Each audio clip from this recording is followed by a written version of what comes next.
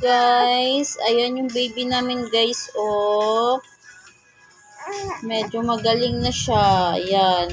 May sakit kasi siya. Kasi may bakuna siya kahapon. 2 hita, left and right. Ayan. Nagwawala.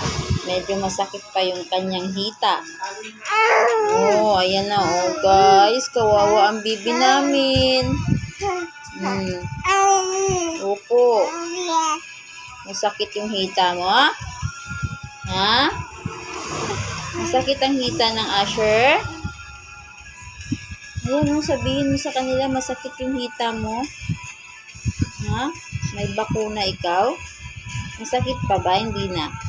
Hindi na masakit? Hindi na masakit? Ha?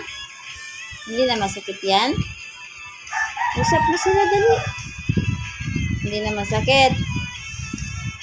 Very good na yan.